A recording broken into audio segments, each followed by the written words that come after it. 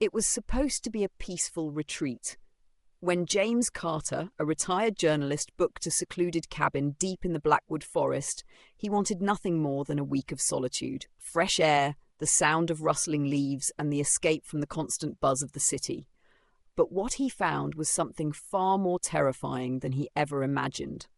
James arrived at the cabin late in the afternoon. The place was old but well-maintained, a small fireplace, wooden furniture, and a large glass window overlooking the dense forest. It was perfect. As he unpacked, the owner, an elderly man named Mr. Holloway, gave him a warning.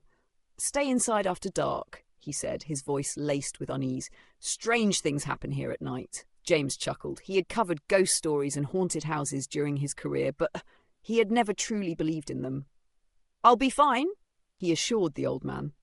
As the sun dipped below the trees, the peaceful retreat started to feel different. The air grew heavy, and an eerie silence settled over the cabin.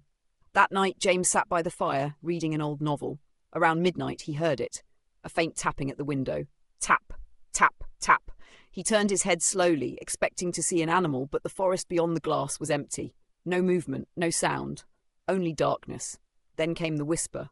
A soft, chilling voice floated through the room. "Leave. Now." James froze. His rational mind told him it was just the wind. But the whisper had been clear, almost too human. Determined to prove himself wrong, he grabbed a flashlight and stepped onto the porch. The forest stood still, the trees casting long, menacing shadows. But as he scanned the area, something caught his eye. A woman in a white dress, standing between the trees. Her face was obscured by long, dark hair, and she didn't move. James' breath hitched. He blinked, and in that split second, she was gone. He hurried back inside, locking the door behind him. Maybe Mr. Holloway's warning wasn't just an old man's superstition. The next day, James drove into town, his curiosity overpowering his fear. He visited the local library and dug into the history of Blackwood Cabin. What he found sent shivers down his spine. In 1923, a young woman named Eleanor Whitmore had vanished in the forest. Locals believed she had been murdered by her lover, who was never caught. Some said her restless spirit still wandered the woods, searching for justice. James returned to the cabin, determined to uncover the truth. That night, he set up a voice recorder and sat by the window, waiting. At exactly 3 a.m., the tapping returned. Tap, tap, tap. James gripped his recorder tightly. "Eleanor, are you here?" he whispered. Silence, then the air turned icy. The whisper returned, this time closer. "Help me." James's breath came in short gasps. He turned the recorder off and grabbed his flashlight. If Eleanor's spirit was truly trapped, maybe he could help. Stepping outside, he whispered, "Where are you?" A gust of wind blew through the trees, and suddenly he felt a hand on his shoulder.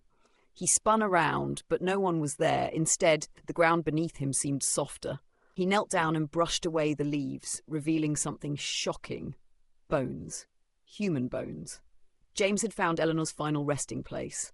The next morning, James reported the discovery. Authorities arrived, confirming that the remains belonged to Eleanor Whitmore. After nearly a century, she was finally given a proper burial. That night, James stayed at the cabin one last time. As he sat by the fire, he felt something different, a warmth in the air, a sense of peace. No tapping at the window. No whispers. Before he left, he whispered into the night, "Rest in peace, Eleanor." And for the first time since he arrived, the forest felt silent in the way it should be.